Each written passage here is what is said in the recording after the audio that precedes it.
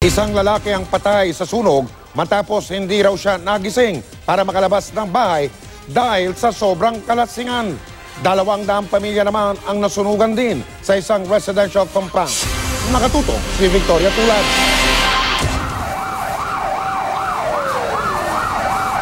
Nagngangalit na apoy ang sumalubong sa mga bumbero sa sunog sa Port Area, Maynila kaninang madaling araw. Dahil sa laki at bilis ng pagkalat ng apoy, agad itong itinaas sa ikalimang alarma kaya mahigit 45 truck ng bumbero ang rumesponde. Ang mga residente hindi magkamayaw sa pagsalba ng kanilang mga gamit. Nung nagising kami, sumisigaw ng mga sunog, tiningnan namin, malakas na. Ayon sa Manila Fire District, tinatayang nasa 200 pamilya ang nasunugan. Nasa 100 bahay naman ang halos maabo. Origin nito sa isang second floor na bahay. Ang problema, ayaw mag-divulge ng information kung sino yung may-ari.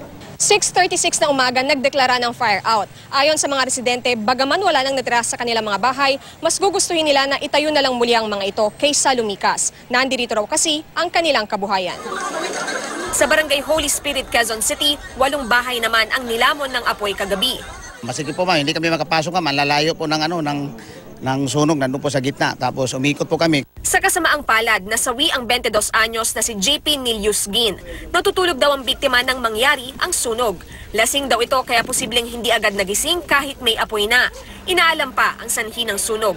Tinatayang 50,000 piso ang halaga ng mga natupok na ari-arian. Victoria Tulad, Nakatutok, 24 Oras.